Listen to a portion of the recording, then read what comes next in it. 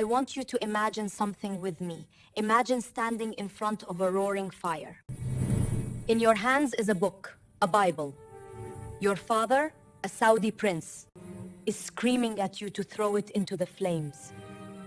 Your entire family is watching. Guards surround you. And you know, if you refuse, you die. That was me. That was my life. 2 years ago. But here's what nobody expected. Here's what shook an entire palace to its core. I threw that Bible into the fire. And it did not burn. Not a single page. Not a single word. Completely untouched.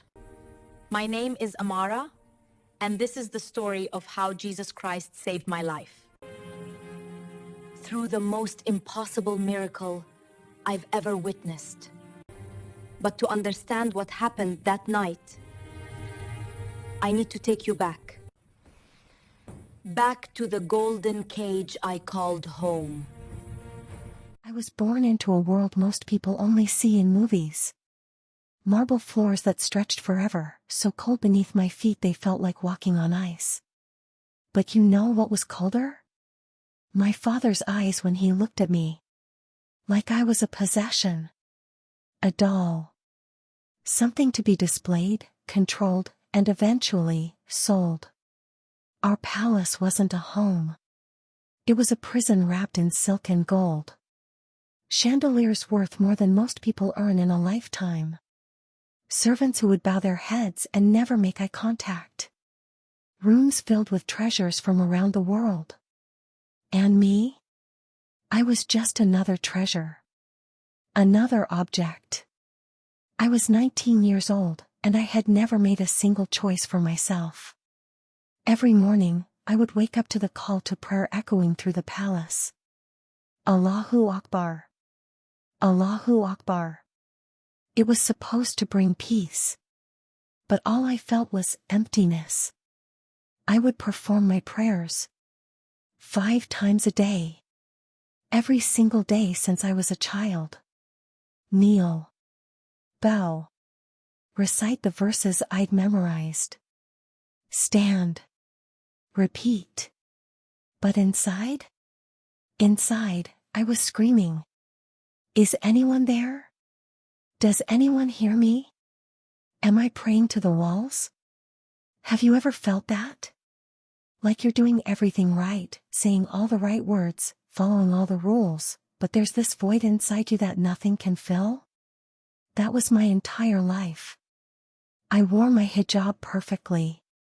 My abaya was always modest, black, flowing, covering every part of me except my hands and face. I read the Quran. I fasted during Ramadan. I was the perfect Muslim daughter. And I was dying inside. Let me paint you a picture of my daily life. Every morning, my mother would come to my room. She never smiled anymore. Years of living with my father had erased joy from her face like water erasing ink. Amara, she would say softly, your father wants you downstairs for breakfast. And my stomach would drop. Breakfast with my father meant sitting in silence while he talked about business, politics, marriages he was arranging for distant cousins.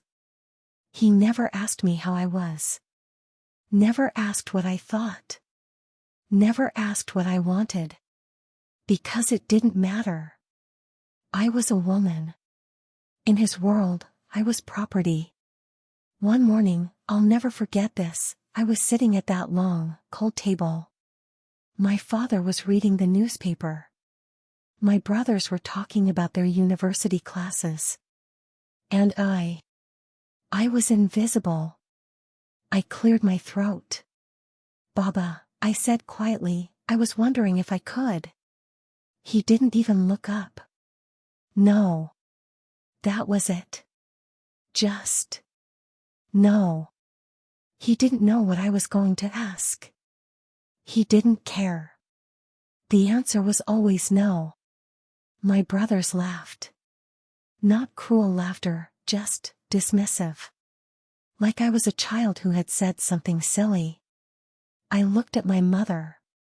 Her eyes were down. She was staring at her plate like it was the most interesting thing in the world. Nobody was going to help me. That's when I realized I was completely alone. It started with my phone. I know that sounds silly, but that's where everything changed. One night, I couldn't sleep. The call to prayer for Far, the dawn prayer, hadn't happened yet. The palace was silent. And I was lying in bed, staring at the ceiling, feeling that familiar emptiness crushing my chest. I picked up my phone. I started scrolling through social media. Videos of people laughing, traveling, living lives that seemed so free. And then I saw something that made me stop. A video of a woman. She was Middle Eastern, like me. But she wasn't wearing a hijab. And she was talking about Jesus. In Saudi Arabia, that's forbidden. Haram. Punishable by death. I should have scrolled past. But I didn't. I clicked on the video. She was sharing her testimony, how she had been Muslim, how she had felt empty, how she had found Jesus and everything changed. And as I listened to her, something inside me cracked. She was describing exactly what I felt. The emptiness. The loneliness. The feeling of praying into a void. But then she said something that shook me. Jesus doesn't just hear you. He answers. He comes close. He calls you by name. I had never heard anyone talk about God like that. In Islam, Allah is distant. Transcendent. Unreachable. You submit. You obey. You hope for mercy. But you don't have a relationship. But this woman, she was talking about Jesus like he was her friend. Her father. Her savior. And I wanted that. Oh God, I wanted that so badly. From that night on, I couldn't stop. Every night after everyone was asleep, I would lock my door, hide under my blankets with my phone, and I would watch more videos. Read more articles. Listen to more testimonies. Muslims converting to Christianity. Atheists encountering Jesus in dreams. People being healed. Delivered. Set free. And the more I learned, the more I realized I had been lied to my entire life. Everything I had been taught about Christianity was wrong. We were told Christians worship 3 gods. Lie. We were told the Bible was corrupted. Lie. We were told Jesus was just a prophet. But the more I read, the more I saw that he claimed to be God himself. And here's what terrified me, he didn't sound like a liar. He didn't sound like a lunatic. He sounded like truth. One verse kept haunting me. I read it on a Christian website, and I couldn't get it out of my head. Come to me, all who are weary and burdened, and I will give you rest. Rest. When was the last time I felt rest? I was weary. I was burdened. And Jesus was calling me. But I was also terrified. Because I knew, if anyone found out what I was reading, I was dead. 3 weeks after I started my secret research, I did something insane. Our palace had an old library. It was in the West Wing, a part of the palace we rarely went to. My father kept it locked. He said it contained old family documents, historical records, things we didn't need to see. But I had heard whispers. One of the older servants, a woman named Fatima, had once mentioned that my great-grandfather had traveled to Europe. That he had brought back books. Forbidden books. I had to know. One night, I waited until after midnight. I took the master key from my father's study, my heart was pounding so hard I thought I was going to pass out, and I crept through the dark corridors to the library. The door was heavy. Old wood. It creaked when I pushed it open. The smell hit me first. Dust. Old paper. History. Moonlight was streaming through the tall windows, casting shadows across rows and rows of bookshelves. I walked slowly, running my fingers along the spines of ancient books. Arabic texts. Historical manuscripts. And then I saw it. Hidden behind a row of Islamic commentaries, pushed far back on the shelf, was a leather-bound book. I pulled it out. Even before I opened it, I knew what it was. The cover was worn. The pages were old, yellowed with age. And embossed on the front in faded gold letters. Holy Bible. My hands were shaking. This was it. The book that Christians believed was the Word of God. The book I had been told was corrupted, false, dangerous. And I was holding it. I opened it to a random page. And the first words I read were, "For God so loved the world that he gave his one and only Son, that whoever believes in him shall not perish but have eternal life." Whoever. Not just Jews. Not just Christians. Whoever. That meant me? Tears started streaming down my face. I don't know why I was crying. I don't know if it was fear or hope or desperation. But I stood there in that dark library, clutching that Bible, and I whispered, "If you're real, if you can hear me, please. Show me the truth." And then I heard footsteps. My blood turned to ice. Someone was coming down the corridor. I shoved the Bible under my abaya, pressed against my stomach, and I ran to the corner of the library, hiding behind a tall shelf. The door opened. A guard stepped in, flashlight sweeping across the room. I held my breath. My heart was beating so loud I was sure he could hear it. He walked slowly, checking behind shelves, looking into corners. He was 3 feet away from me. I closed my eyes and prayed, not to Allah, but to Jesus. Please. Please don't let him find me. The guard stopped. He was right there. Right in front of the shelf I was hiding behind. I could hear him breathing. And then, his radio crackled. "Sector 3, report." He grabbed his radio. "Sector 3 clear. Moving to Sector 4. He turned around and left. The door closed. I collapsed to the floor, gasping for air. That was the closest I had ever come to being caught. But I had the Bible. And I wasn't giving it back. For the next 2 months, that Bible became my lifeline. Every night, after everyone was asleep, I would pull it out from its hiding place under my mattress. I would light a single candle, and I would read. And the more I read, the more everything changed. I read about Jesus healing the sick, raising the dead, forgiving sinners. I read about his love for women, how he defended them, honored them, treated them as equals when the entire culture saw them as property. I read about his death on the cross, how he took the punishment for sins he didn't commit. And I read about his resurrection, how he defeated death. In Islam, we're taught that Jesus didn't die on the cross, that Allah replaced him with someone else. But as I read the Gospels, I realized, if Jesus didn't die and rise again, then nothing makes sense. The entire foundation of Christianity collapses. But if he did, if he really did die and come back to life, then he really is God. And everything changes. But accepting that truth meant rejecting everything I had ever known. It meant my family was wrong. It meant Islam was false. It meant I would be alone. Do you know what it's like to have your entire worldview shatter?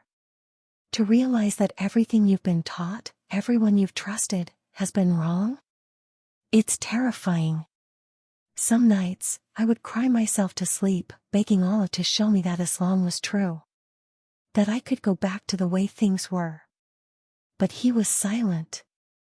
Other nights, I would whisper prayers to Jesus. Awkward, desperate prayers. Jesus, if you're real, I need you. I don't know what I'm doing. I don't know if I'm going crazy. But I can't keep living like this. And here's the thing, I felt something. It's hard to explain. But when I prayed to Jesus, I didn't feel alone anymore. It was like someone was in the room with me. Not physically, but spiritually. A presence. Warm. Peaceful. Safe.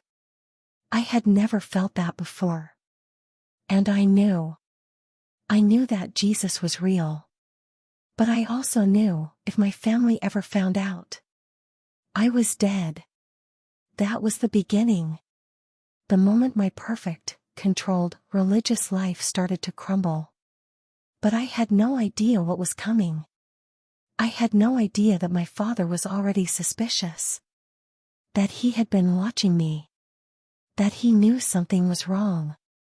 And I had no idea that in just a few days, everything I had been hiding would be exposed. And I would be standing in front of that fire, holding that Bible, with a choice.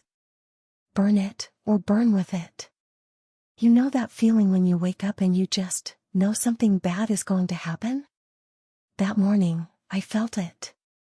The air in the palace felt different. Heavier. Like a storm was coming. I had been hiding my secret for almost 3 months. 3 months of reading that Bible every night. 3 months of falling in love with Jesus. 3 months of living a double life. Rest. When was the last time I felt rest? I was weary. I was burdened. And Jesus was calling me. But I was also terrified. Because I knew, if anyone found out what I was reading, I was dead. 3 weeks after I started my secret research, I did something insane. Our palace had an old library. It was in the West Wing, a part of the palace we rarely went to. My father kept it locked. He said it contained old family documents, historical records, things we didn't need to see. But I had heard whispers. One of the older servants, a woman named Fatima, had once mentioned that my great-grandfather had traveled to Europe. That he had brought back books. Forbidden books. I had to know. One night, I waited until after midnight. I took the master key from my father's study, my heart was pounding so hard I thought I was going to pass out, and I crept through the dark corridors to the library. The door was heavy. Old wood. It creaked when I pushed it open. The smell hit me first. Dust. Old paper. History. Moonlight was streaming through the tall windows, casting shadows across rows and rows of bookshelves. I walked slowly, running my fingers along the spines of ancient books. Arabic texts. Historical manuscripts. And then, I saw it. Hidden behind a row of Islamic commentaries, pushed far back on the shelf, was a leather-bound book. I pulled it out. Even before I opened it, I knew what it was. The cover was worn. The pages were old, yellowed with age. And embossed on the front in faded gold letters. Holy Bible. My hands were shaking. This was it. The book that Christians believed was the Word of God. The book I had been told was corrupted, false, dangerous. And I was holding it. I opened it to a random page. And the first words I read were, "For God so loved the world that he gave his one and only Son, that whoever believes in him shall not perish but have eternal life." Whoever. Not just Jews. Not just Christians. Whoever. That meant, me? Tears started streaming down my face.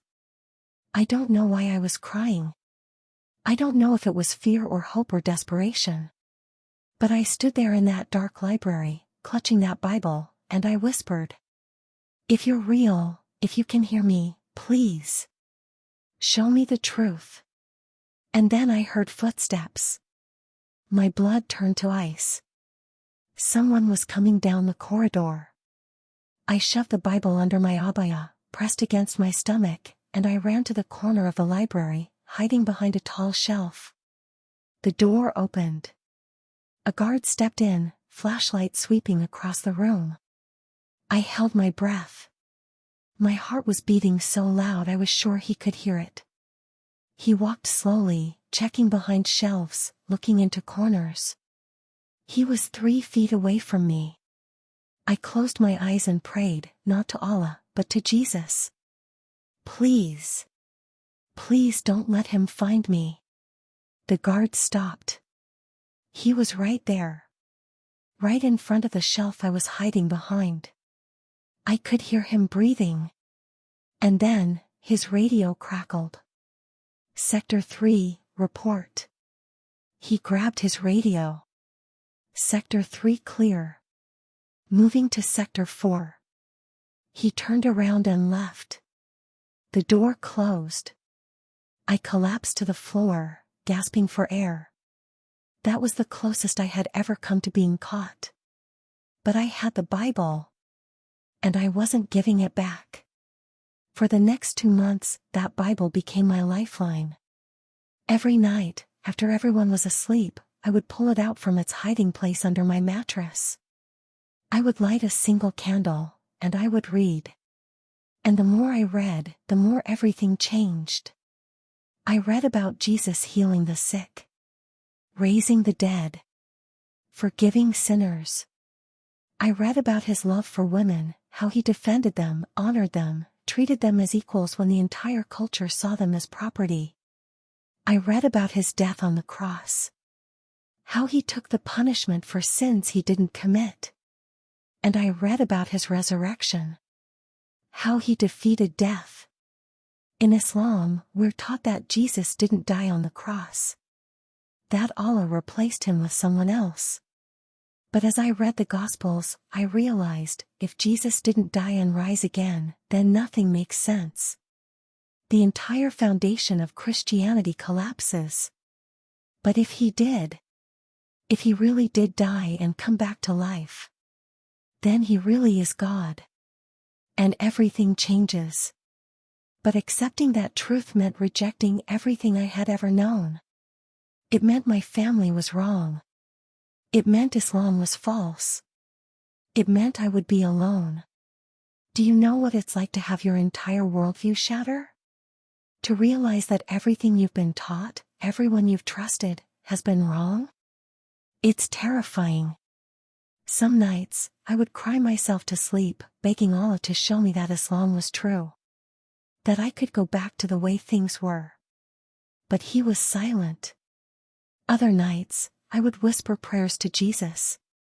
Awkward, desperate prayers. Jesus, if you're real, I need you. I don't know what I'm doing. I don't know if I'm going crazy. But I can't keep living like this. And here's the thing, I felt something. It's hard to explain. But when I prayed to Jesus, I didn't feel alone anymore. It was like someone was in the room with me. Not physically, but spiritually. A presence. Warm. Peaceful. Safe. I had never felt that before.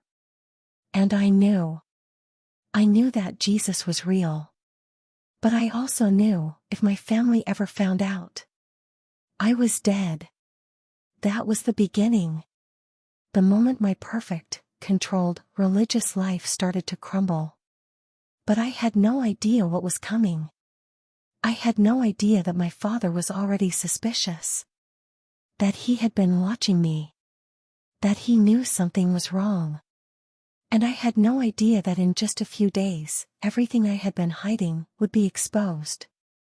And I would be standing in front of that fire, holding that Bible, with a choice. Burn it, or burn with it. You know that feeling when you wake up and you just know something bad is going to happen? That morning, I felt it. The air in the palace felt different. Heavier. Like a storm was coming. I had been hiding my secret for almost 3 months.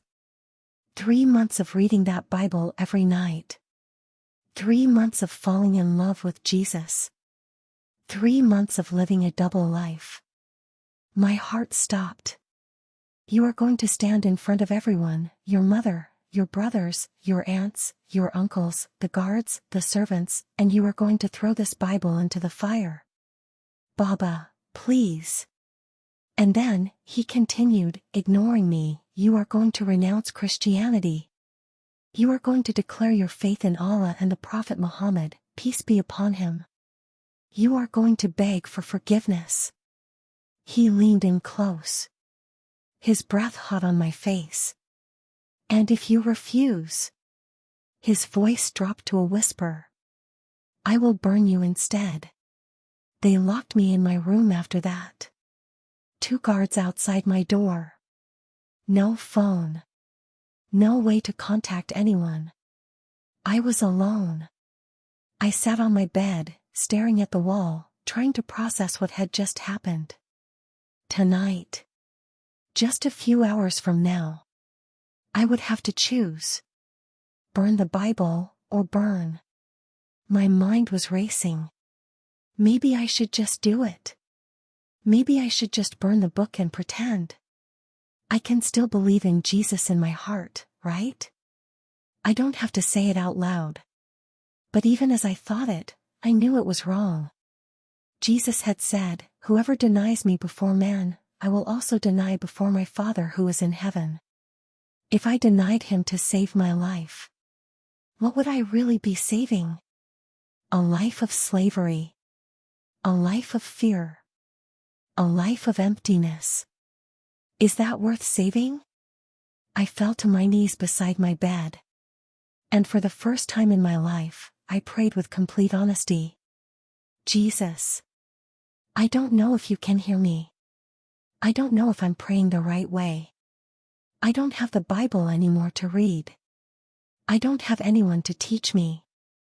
But I know you're real. I felt you. When I was reading about you, I felt peace for the first time in my life.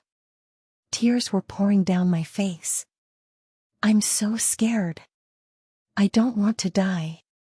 I don't want to burn. But I don't want to deny you either. Because if I deny you, what's left? Just emptiness. Just going back to the way things were. And I can't do that. I can't. I was sobbing now. Please. If you're really God. If you really love me. If you really see me, help me. Give me strength. Show me what to do. And then I felt it. That presence again. Warmth. Peace. Like someone had wrapped their arms around me. And I heard something. Not with my ears. But in my spirit. A voice. Gentle.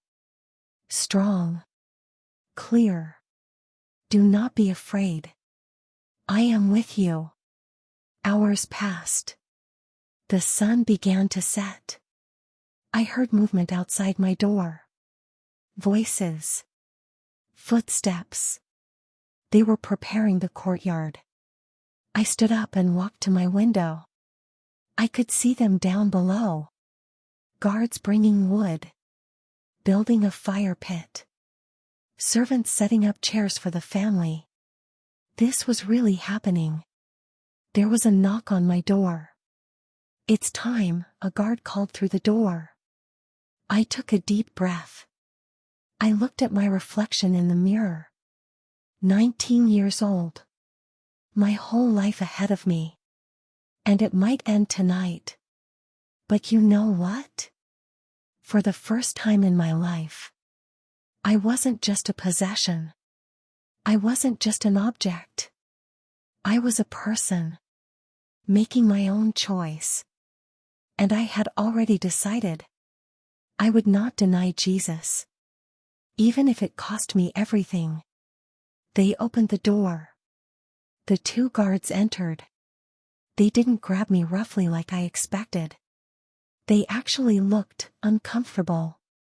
Princess Amara, one of them said quietly, "Please come with us." I walked between them down the long corridor. Down the marble staircase. Through the halls I had walked 1,000 times before. But everything looked different now. This might be the last time I ever walked through this palace. We reached the doors to the courtyard. I could hear voices on the other side. Lots of voices. The entire family was there. The guard looked at me. "Are you ready?" I nodded. He pushed open the doors. And I walked out into the courtyard. The sun had just set. The sky was deep purple and orange. And in the center of the courtyard, a fire pit was already burning. Flames rising. Crackling. Waiting. Around the fire, dozens of people were standing. Sitting. Watching. My uncles. My aunts. My cousins. My brothers. The servants. The guards. All of them staring at me. Some with anger. Some with pity. Some with curiosity. And at the front, standing next to the fire, my father. Holding the Bible. Next to him, my mother. Her face wet with tears. But she wasn't looking at me. She was staring at the ground. The guards led me forward. The crowd parted. I walked toward the fire. The heat hit my face. The smell of burning wood filled my nostrils. I stopped a few feet away from my father. He looked at me with those dead, black eyes. And he held out the Bible. "Take it." That moment, standing in front of that fire, holding that Bible, with everyone watching. It was the most terrifying moment of my life. But it was also the moment everything changed. Because what happened next, nobody could have predicted. Not my father. Not the family. Not even me. I took the Bible from my father's hands. The leather was warm. Old. Heavy. But it wasn't just a book I was holding. It was my life. My future. My soul.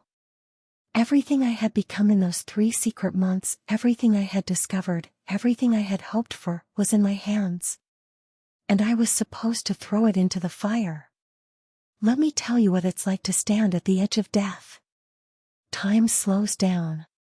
Everything becomes sharp. Clear.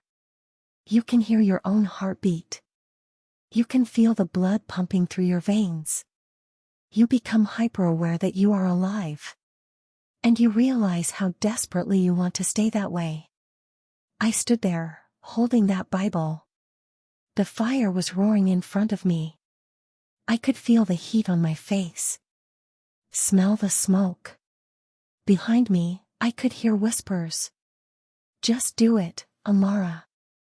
Just throw it. Save yourself, girl. It's just a book. Think of your mother. Think of what this will do to her." My father's voice cut through everything. "You have 1 minute. Throw the book into the fire. Renounce this Christian poison. And we can move forward. You will be punished, yes. But you will live." He paused. "Or refuse, and join the book in the flames. 1 minute.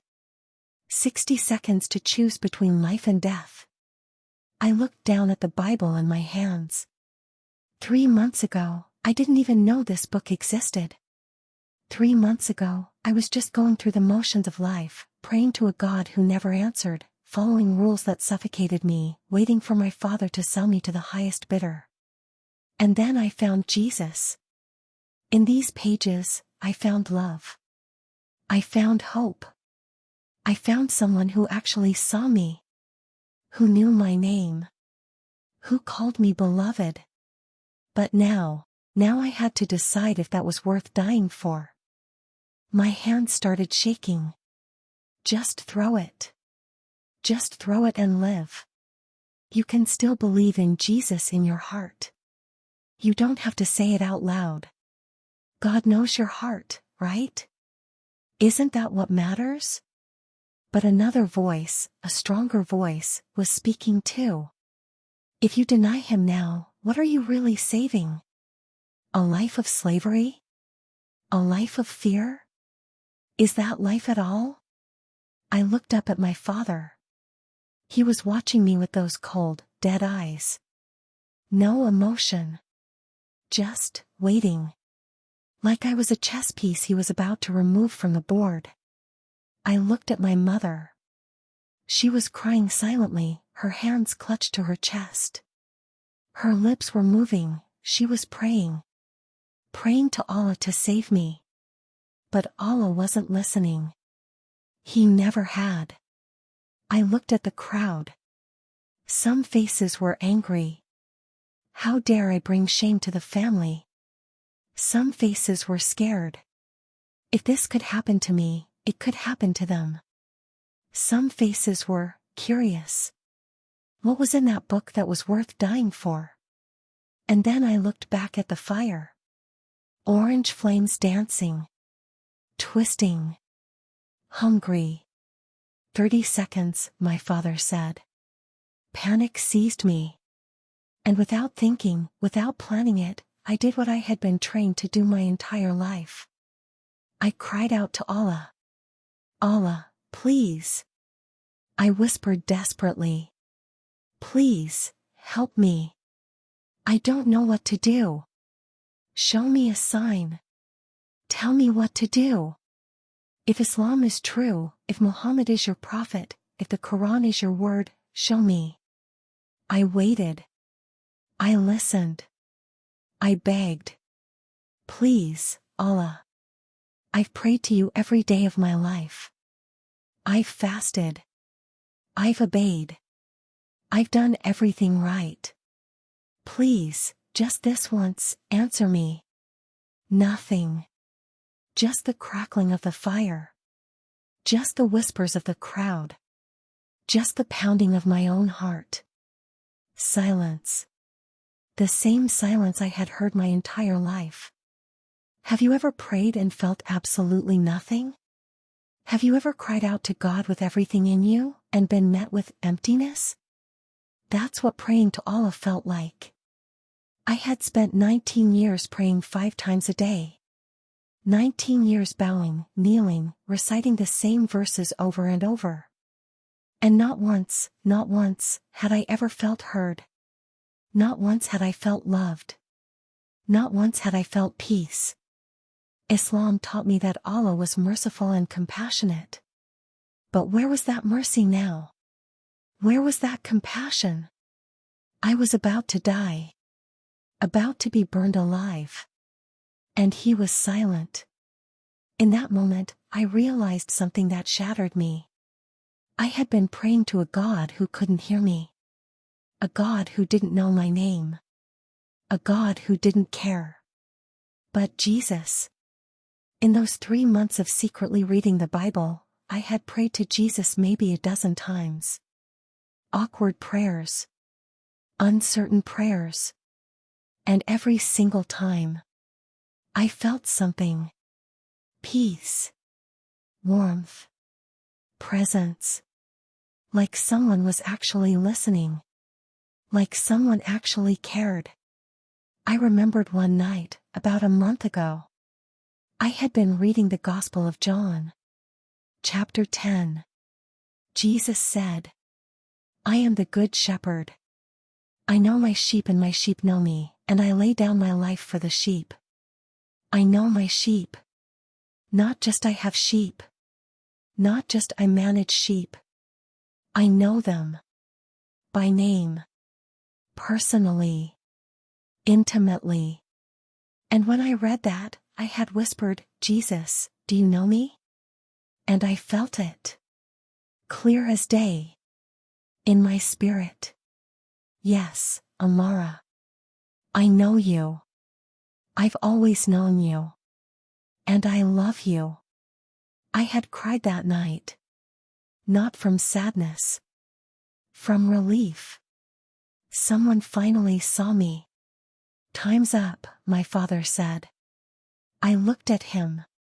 And then I looked at the Bible in my hands. This book, it wasn't just paper and ink. It was the story of a God who loved the world so much that he became human. He walked on dirt roads. He touched lepers. He ate with sinners. And then he let himself be nailed to a cross. Not because he had to, but because he wanted to. Because he loved us that much. In Islam, Allah would never do that. Allah is too high, too transcendent, too far above humanity to ever become one of us. But Jesus did. And if God himself was willing to suffer and die for me, how could I not be willing to suffer for him? I closed my eyes. And I prayed one more time. But not to Allah. "Jesus. I'm so scared. I don't want to die. But I don't want to deny you either. If this is it, if this is the end, then I trust you. I don't understand why this is happening. I don't understand your plan. But I trust you." Tears were streaming down my face. "Please, if there's any other way, show me.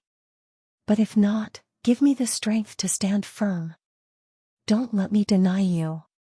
Even if it costs me everything." I opened my eyes.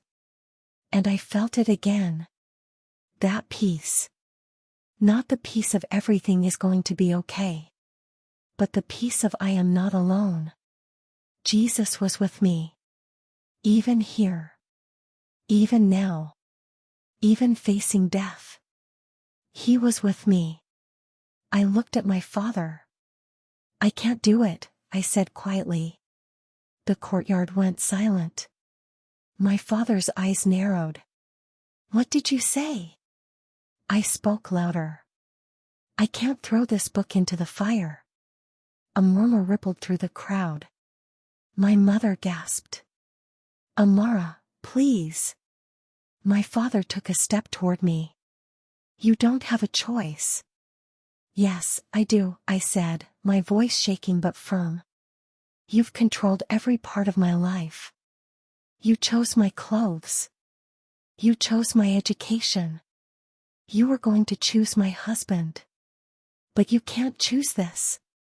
You can't choose what I believe." His jaw clenched. "You stupid girl. Do you have any idea what you're doing?" "Yes," I said. "For the first time in my life. I do."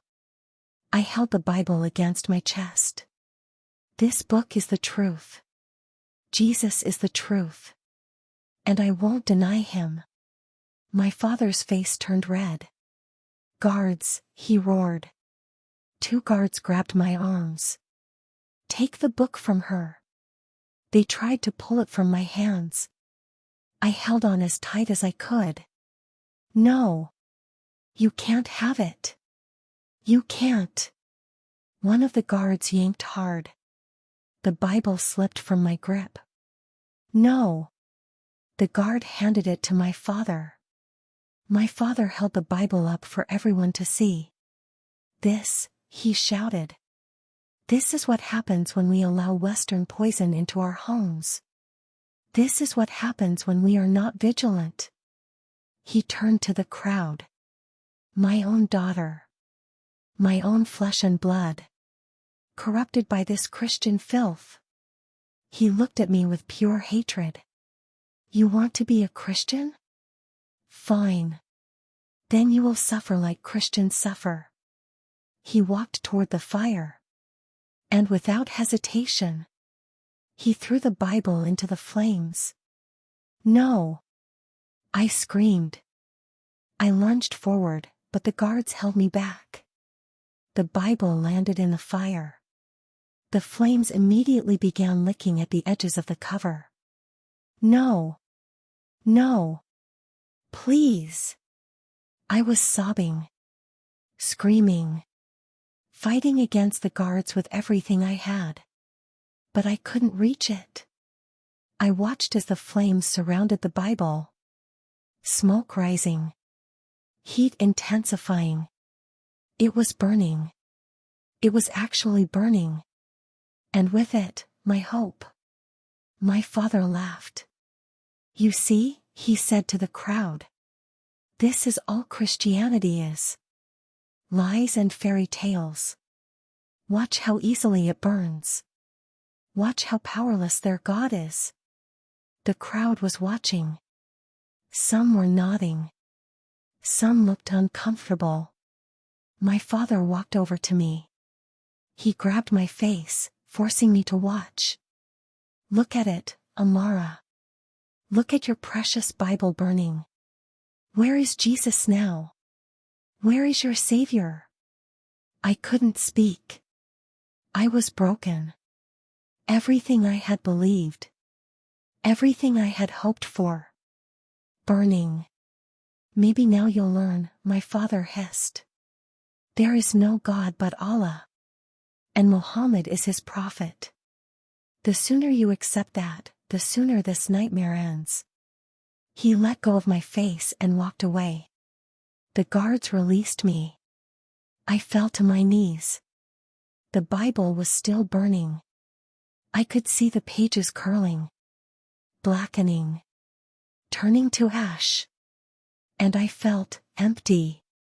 More empty than I had ever felt before. This is what despair feels like. Not sadness.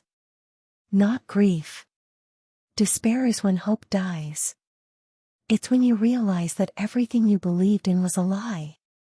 Everything you fought for was pointless. Everything you sacrificed was wasted. I knelt there in the dirt, staring at the fire, and I felt my soul crumbling. Maybe they're right. Maybe I was just a foolish girl who got tricked by pretty words. Maybe Jesus isn't real. Maybe it was all in my head. The crowd was starting to disperse. The show was over. My mother came over to me. She put her hand on my shoulder. Come, Amara, she said softly. Let's get you inside. It's over now. Over. Yes. It was over. I stood up slowly. My legs felt like they weighed 1,000 pounds. I took one last look at the fire. The Bible was almost completely consumed now. Just ashes and smoke. I turned to walk away. And that's when I heard it. Someone gasped. Then another person. Then several people. I turned back around. People were pointing at the fire. Their faces shocked. Confused. Afraid. What is that? That's impossible. How is that? My father was staring at the fire, his face pale. I walked back toward the fire pit. The flames were still burning. But in the center of the flames, I saw it. The Bible. Still there. Not burned. Not even singed. Completely intact. I don't have words for what I felt in that moment. Shock. Awe. Terror. Joy. All at the same time. I stepped closer to the fire. The heat was intense. But I could see it clearly. The Bible was sitting in the middle of the fire. Flames all around it. Flames under it. But the book itself. Perfect. Not a single page burned. Not a single mark. Like the fire couldn't touch it. My father was frozen. Staring. One of my uncles whispered, This is not possible. Another uncle said, "It's a trick. It must be a trick." But it wasn't a trick. We were all seeing the same thing. A Bible. Sitting in fire. Refusing to burn. One of the servants, an older man named Ibrahim, stepped forward. "Your Highness," he said to my father, "perhaps we should remove it from the fire?" My father didn't respond. He was still staring, his face like stone. Ibrahim picked up a long metal rod. He reached into the fire and carefully pulled the Bible out. The crowd held its breath. He set the Bible on the ground, away from the flames. We all gathered around it. Ibrahim bent down. He touched the cover. "It's not even hot," he whispered. "It should be, but it's not." He opened the Bible. The pages were perfect. No burns. No smoke damage. No scorching. Like it had never been in the fire at all. Someone in the crowd said what everyone was thinking. "This is a miracle." I have no explanation for what happened that night. Science has no explanation. Logic has no explanation. The only explanation is God. Jesus protected that Bible. Not because the book itself was magical, but because he wanted to show everyone watching, my father, my family, the guards, the servants, me, that he is real. That he is powerful. That he keeps his promises. But that miracle, as amazing as it was only the beginning. Because what happened next changed everything. Not just for me, but for my entire family. Have you ever witnessed something so impossible that it breaks your understanding of reality?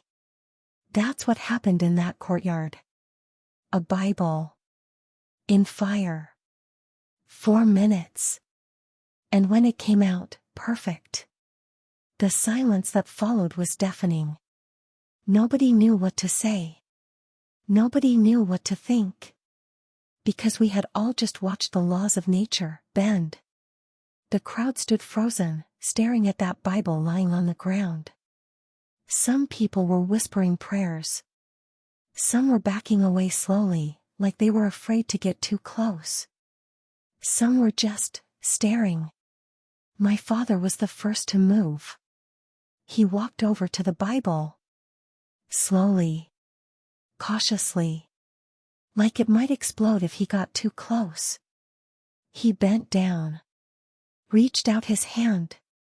Hesitated. Then he picked it up. He turned it over in his hands. Examining it. Looking for burn marks. Scorch marks. Anything that would explain what we had just seen. Nothing. He opened it. Flipped through the pages. Perfect. His hand started trembling. And for the first time in my entire life, I saw fear in my father's eyes. He spun around and pointed at me. "What did you do?" His voice was shaking.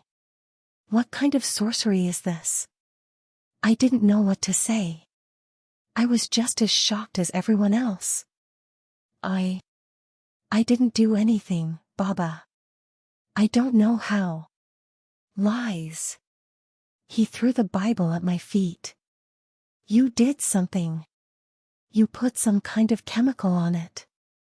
Some kind of protection." One of my uncles stepped forward. "Rashid, brother." I watched the book. I saw it sitting in those flames. "There's no chemical that could." "Then what?" my father roared. "What is the explanation?" The old servant, Ibrahim, spoke quietly. "Your Highness, perhaps the explanation is the one we don't want to hear." Everyone turned to look at him.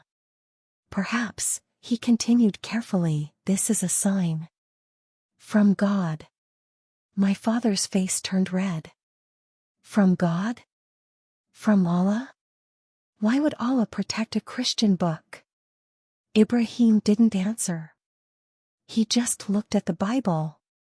The question hung in the air. Why would Allah protect a Christian book? Unless I could see it happening. In the faces around me. In the whispers. In the way people were looking at each other. Doubt was spreading. One of my cousins, a young man about my age named Khalid, spoke up. Uncle Rashid, what if there's power in that book? My father glared at him. What are you saying? Khalid looked nervous, but he continued. I'm just saying, we all saw it. We all watched. That book should have burned. Everything burns. But it didn't. So what? My father snapped. So, maybe we need to ask ourselves why. An aunt spoke up. My daughter has been sick for years. The doctors can't help her. The imams pray for her, but nothing changes. Maybe there's something in that book that could. Enough. My father's voice echoed through the courtyard. All of you, listen to me. This changes nothing. This is a trick. A deception. Shaitan, the devil, is trying to mislead you. But even as he said it, I could see that nobody believed him. Not even him. My father grabbed the Bible from the ground. This book is cursed. It's dangerous. And it will be destroyed. Properly this time.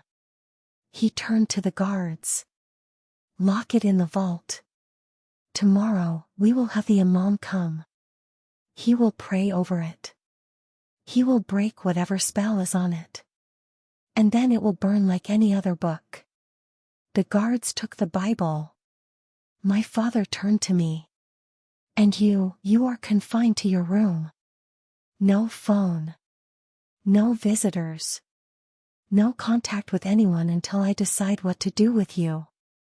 He leaned in close and whispered so only I could hear.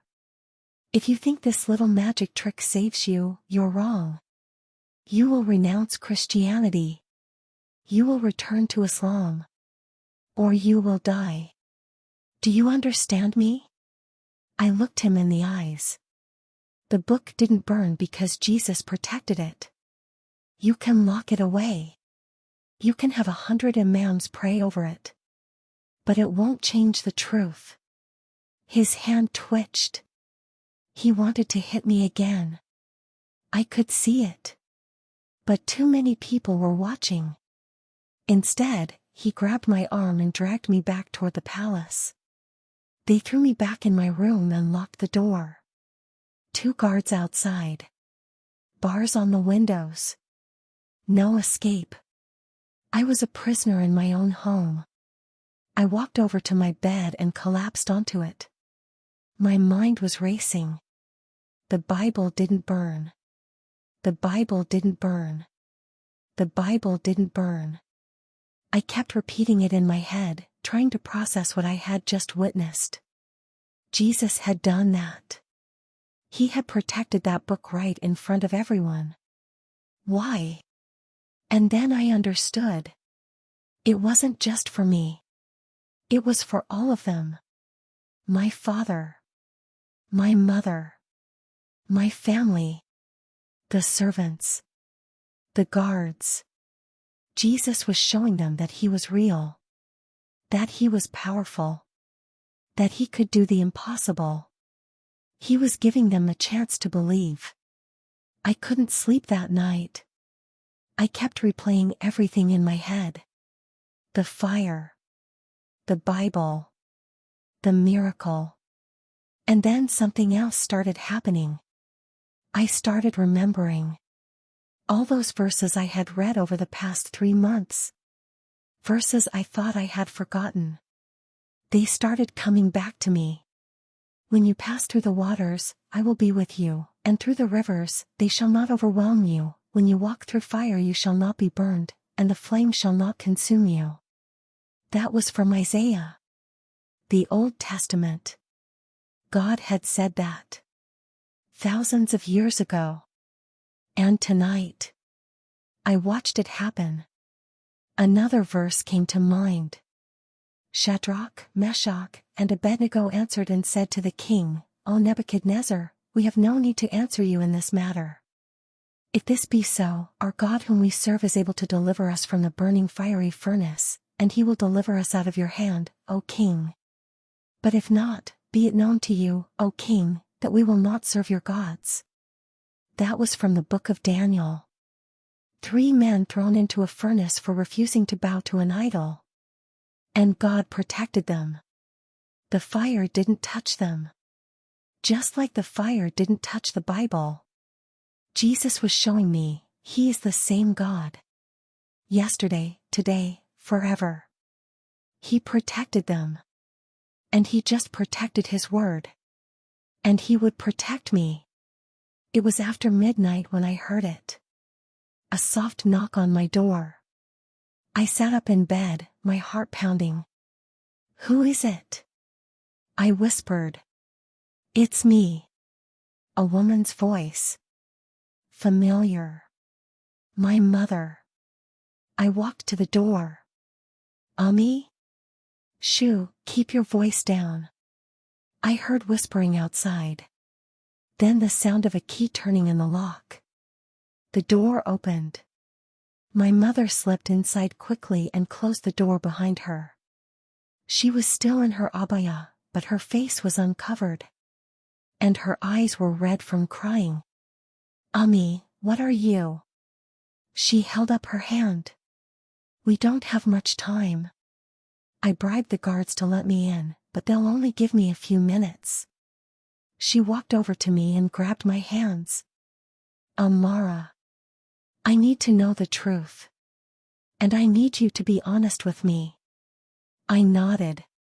That book, she said, her voice shaking. What is in that book that makes it worth dying for? I looked at my mother. This woman who had given birth to me. Raised me. Protected me as much as she could in a world that treated women like property. She had never stood up to my father.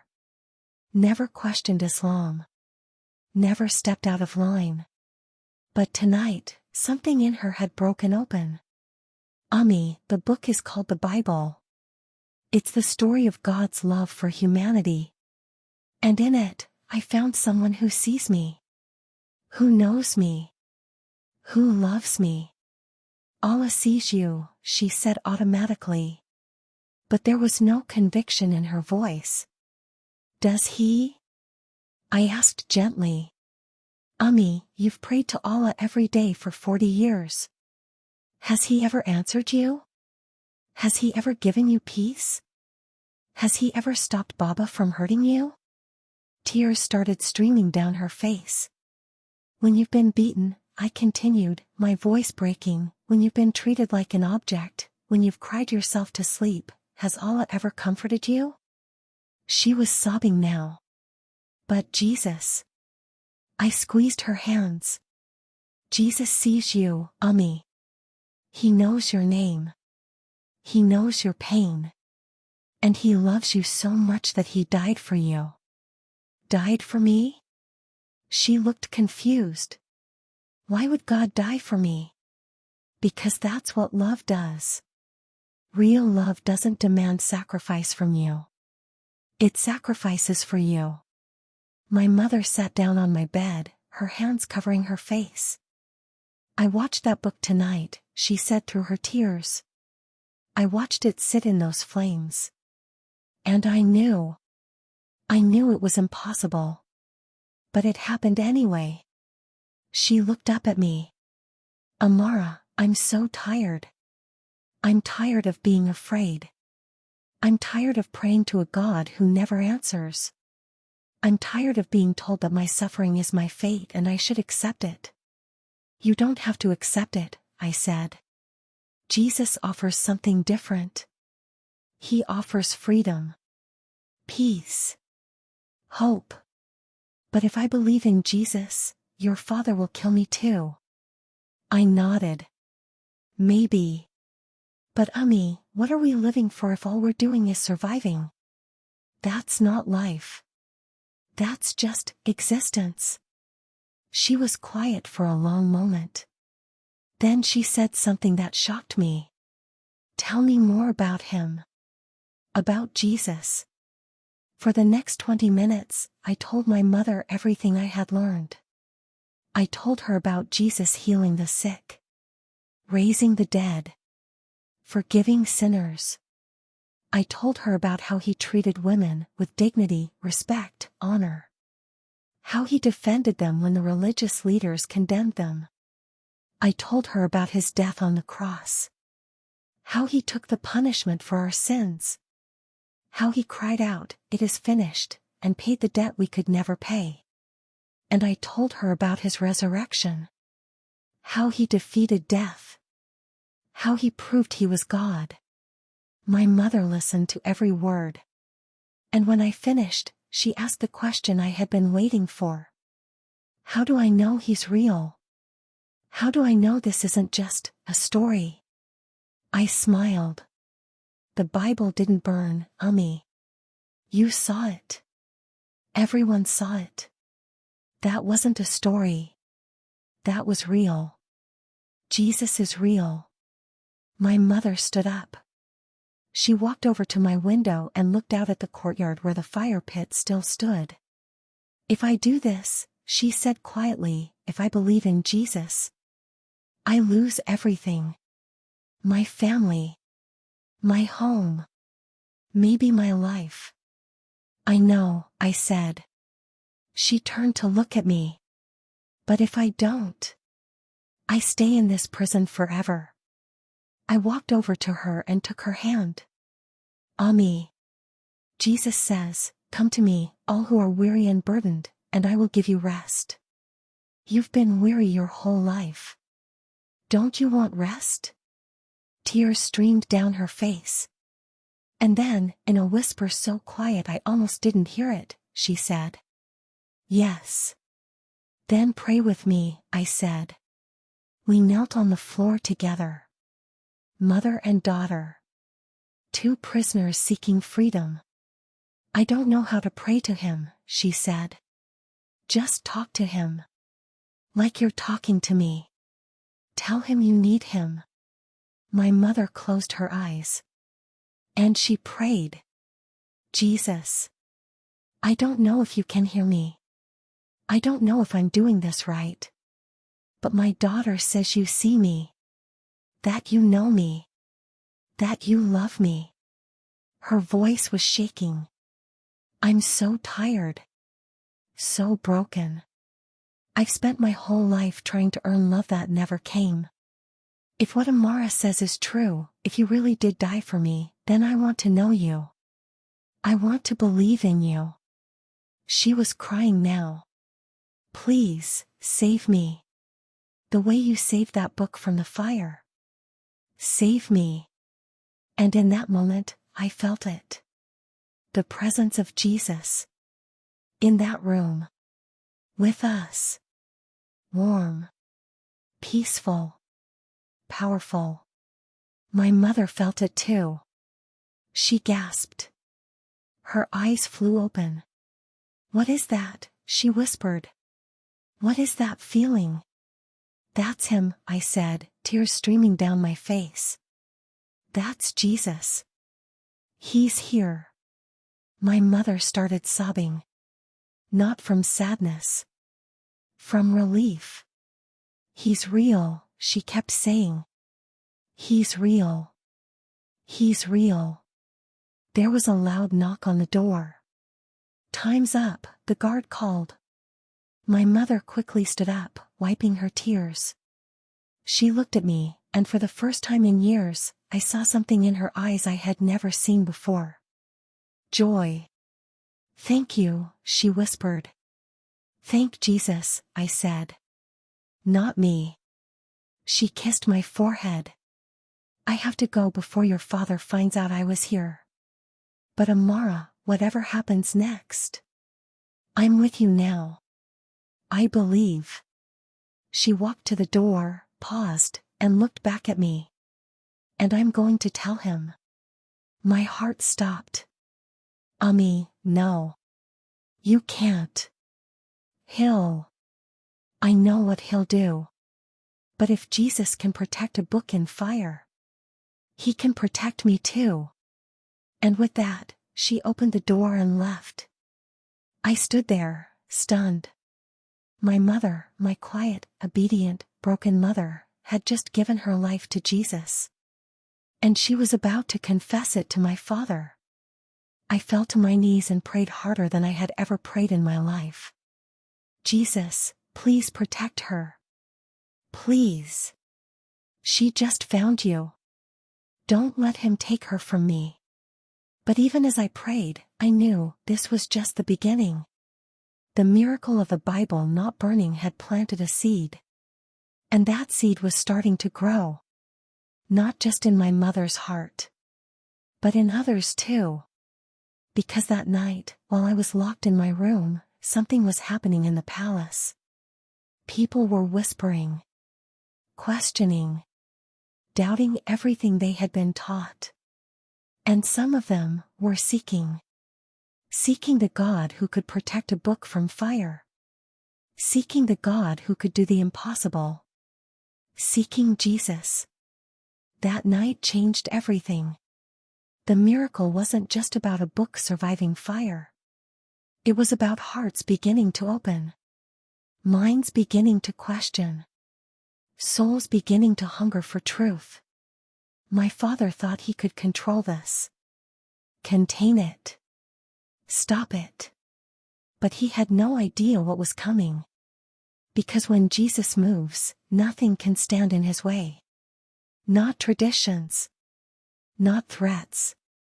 Not even death. And what happened next proved it. What I'm about to tell you. I know it sounds impossible.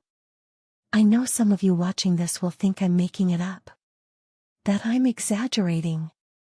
That it was just a dream. But I'm telling you the truth. What happened to me that night was the most real thing I have ever experienced. More real than the ground beneath my feet. More real than the air in my lungs. Jesus Christ appeared to me. And nothing has been the same since. After my mother left, I couldn't sleep. I was terrified for her. Terrified of what my father would do when she told him she believed in Jesus. I paced back and forth in my room for hours. Praying. Worrying. Praying some more. The palace was silent. It must have been 3 or 4 in the morning. That dead time when even the guards are fighting to stay awake. I finally collapsed onto my bed, exhausted. But my mind wouldn't stop. What's going to happen to Ummi? What's going to happen to me? What about the Bible? Will they really destroy it? Will anyone else believe after seeing the miracle? Questions. So many questions. And then, I felt it. That presence again. But this time, it was stronger. The air in my room changed. I can't explain it better than that. It just changed. It became thicker. Warmer. Like the atmosphere was charged with electricity. The hairs on my arms stood up. I sat up in bed, looking around my room. Nothing looked different. But everything felt different. Hello? I whispered. And then I heard it. A voice.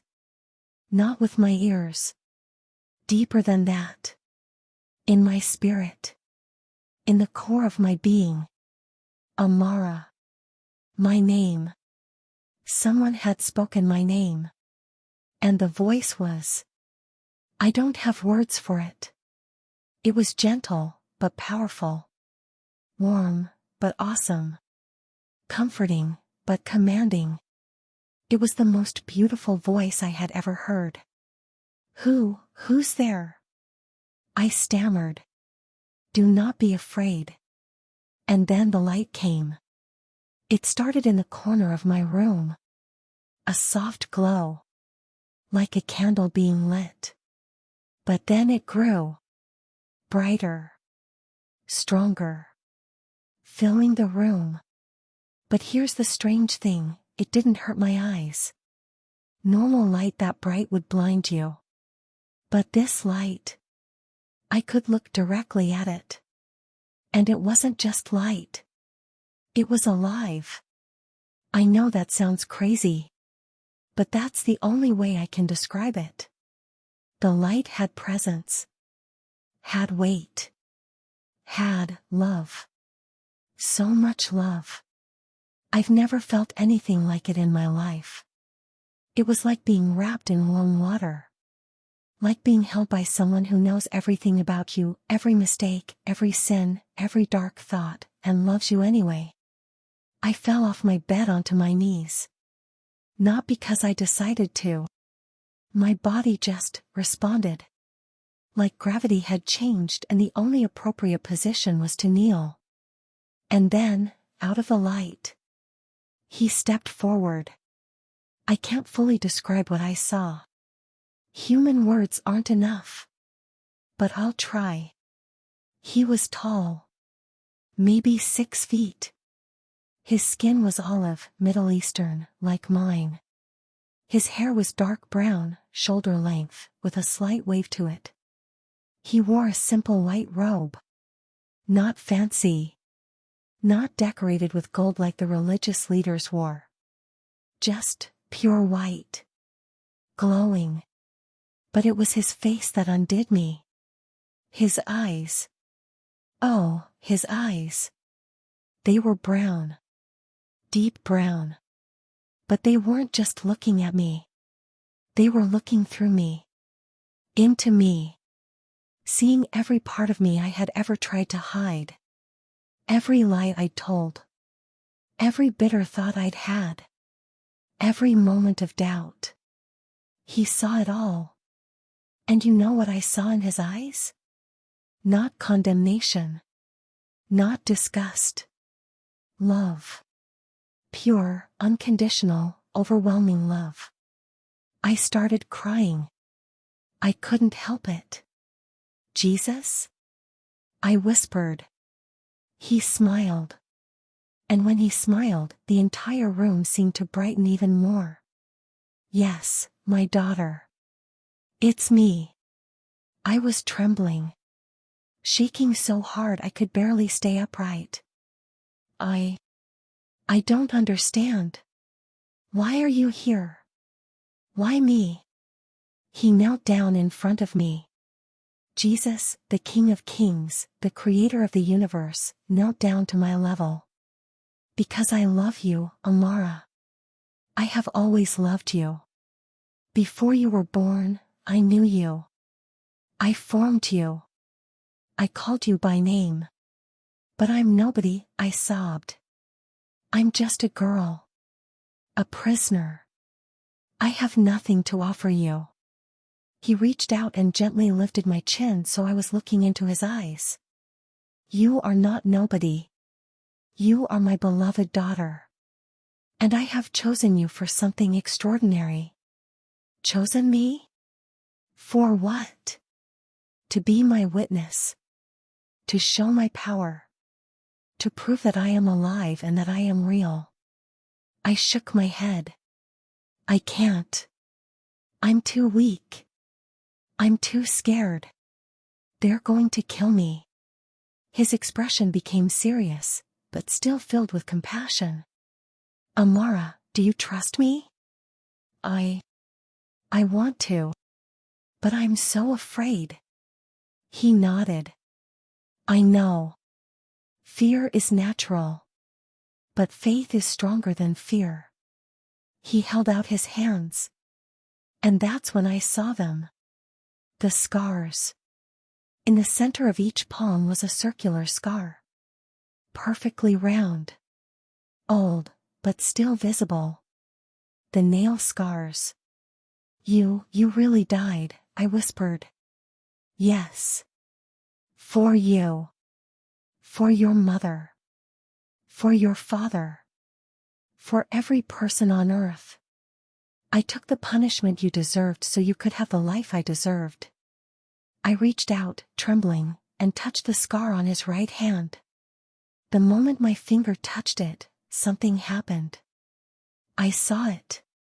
In a flash, like a vision within a vision, I saw him on the cross. Bleeding. Suffering. Gasping for breath. The nails through his hands and feet. The crown of thorns on his head.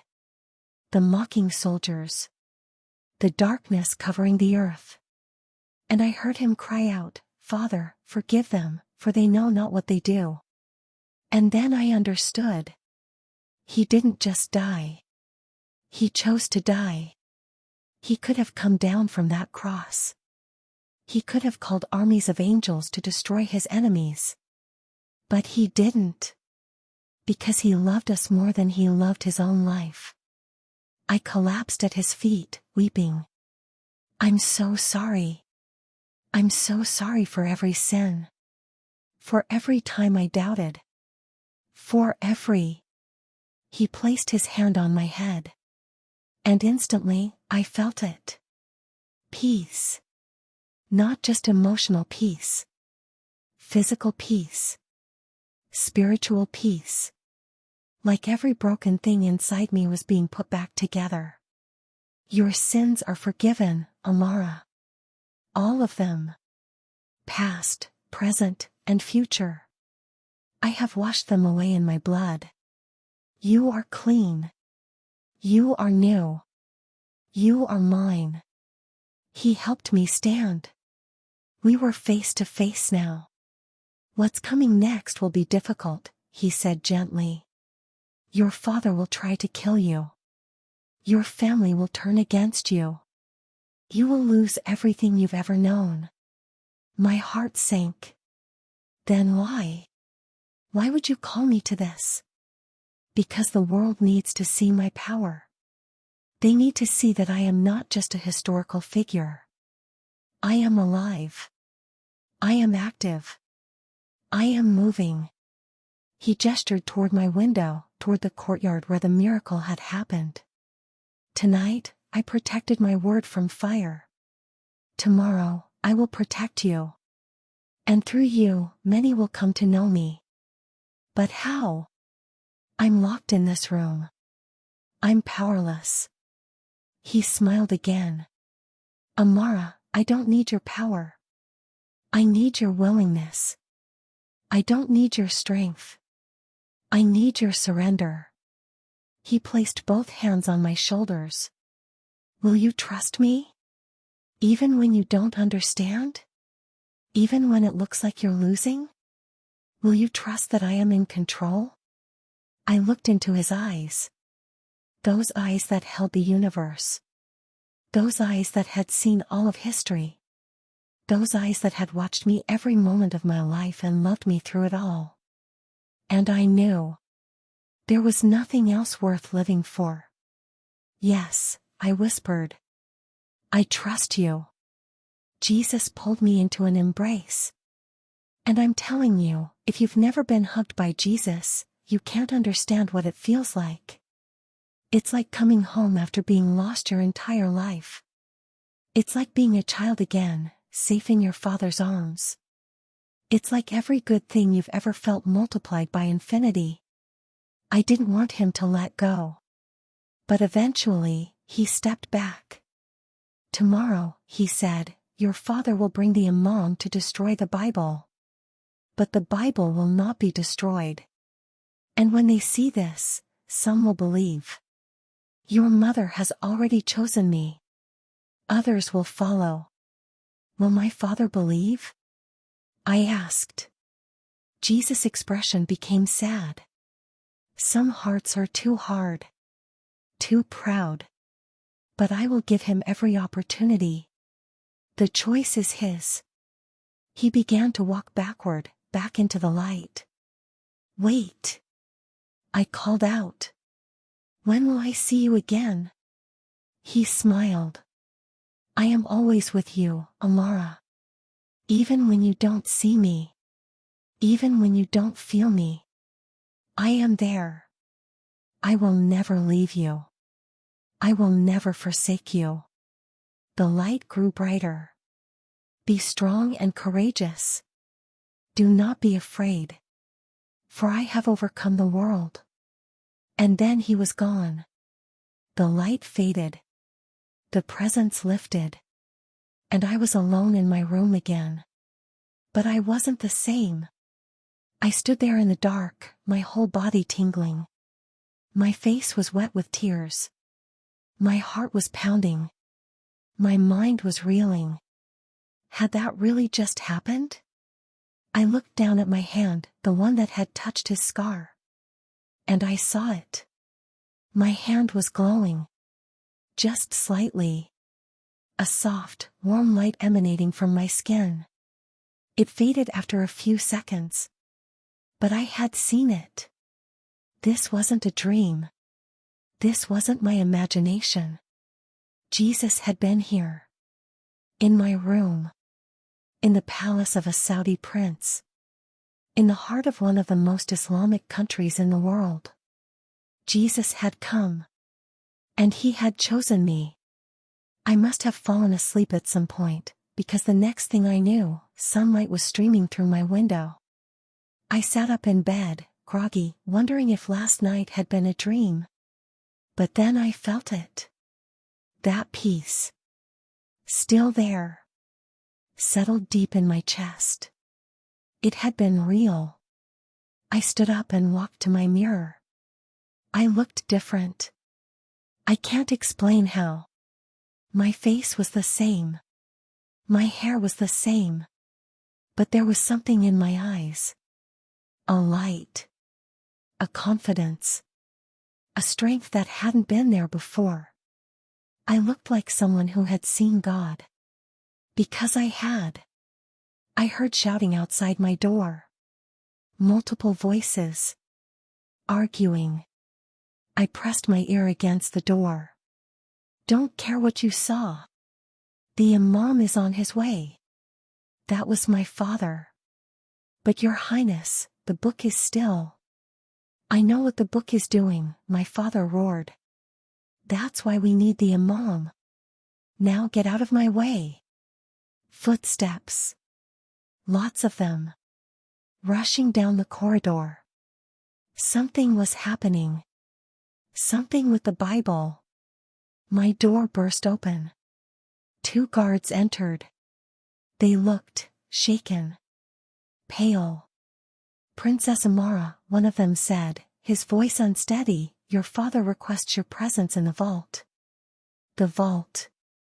That's where they had locked the Bible. What's happening? I asked. The guard glanced at his partner, then back at me. You need to see it yourself. We don't have words for it. They led me through the palace. Down the marble corridors.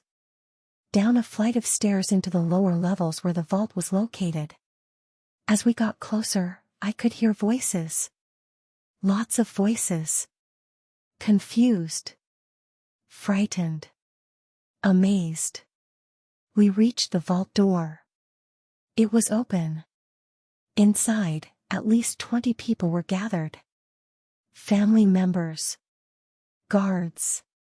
Servants. And they were all staring at something.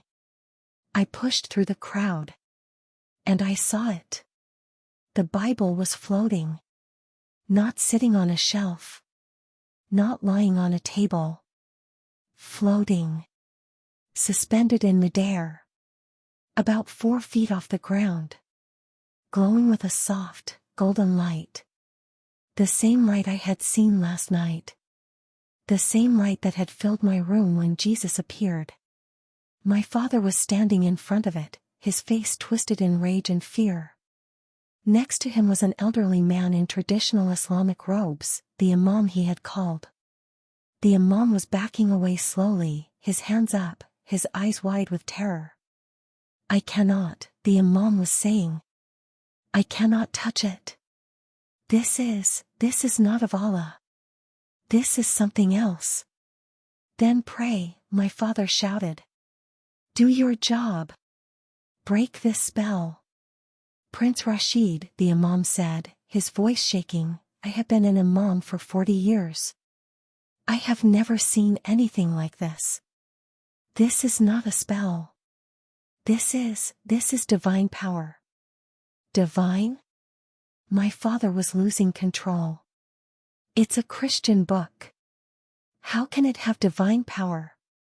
The Imam looked at him with something like pity. Perhaps, he said quietly, we have been wrong about many things. My father's face went white. Get out, he whispered. Your Highness. Get out. The Imam bowed his head and quickly left. My father turned and saw me standing there. His eyes locked onto mine. And in that moment, I saw something I had never seen before. He was afraid of me. Not just angry. Not just disappointed. Afraid. Because he knew. Deep down, he knew. Everything he had built his life on, his power, his control, his religion, was crumbling. And he couldn't stop it. This is your doing, he hissed, pointing at me. You brought this curse into my home. It's not a curse, Baba, I said calmly. The peace from my encounter with Jesus was still with me. It's a blessing. Jesus is showing you that he's real. That he's more powerful than anything we've ever known. Jesus is dead, he roared. He was just a prophet. He died like any other man. Then explain the Bible, I said, gesturing to the floating book. Explain how it survived fire. Explain how it's floating in the air right now. Explain how an entire palace full of people is witnessing the impossible. He had no answer. Someone in the crowd spoke up. One of my cousins. Uncle Rashid, maybe we should listen. Maybe we should. You can't do this alone. You need community. You need other believers to walk with you, pray with you, encourage you. Find a Bible-believing church and plug in. Fourth, pray every day. Not religious prayers. Real conversations with Jesus. Talk to him like he's your best friend. Because he is. Tell him everything. Your fears. Your joys. Your questions. Your struggles. He's listening. But I need to warn you. This won't be easy. The moment you give your life to Jesus, you become a target. The enemy, Satan, hates you now. Because you switched sides. He's going to attack you. Tempt you. Try to make you doubt. Try to pull you back. But here's the good news. Greater is he that is in you than he that is in the world. Jesus is stronger. Jesus is more powerful. And as long as you stay close to him, you're untouchable. So when the attacks come, and they will come, run to Jesus. Not away from him. Toward him. He'll protect you. He'll strengthen you. He'll carry you. I want to leave you with this. 2 years ago, I was a prisoner. In a palace. In a religion. In fear. Today, I am free. Not because I escaped to another country. But because Jesus set me free. And he wants to do the same for you. Whatever prison you're in, religion, addiction, fear, shame, guilt, pain, Jesus has the key. He can unlock the door. He can break the chains. He can set you free. All you have to do is ask. So I'm asking you, what are you waiting for? Why are you still holding on to a life that's killing you? Why are you still believing lies when the truth is right in front of you? Jesus is real. He loves you. He died for you. And he's calling you. Answer him. Before it's too late. My name is Amara. I'm a follower of Jesus Christ. I was a Muslim princess who lost everything. And I gained everything. This is my testimony. This is my story. But it doesn't have to end with me. It can continue with you. Let Jesus write your story. Let him perform miracles in your life. Let him show you that he is real. He is alive. He is here. Don't wait. Don't hesitate. Don't let fear win. Choose Jesus. Today. Right now. And watch your life change forever. God bless you. And may you encounter Jesus the way I did. He's waiting for you. Go to him. For God so loved the world that he gave his one and only Son, that whoever believes in him shall not perish but have eternal life. If you prayed the prayer today, please reach out to a local church or Christian ministry. You are not alone.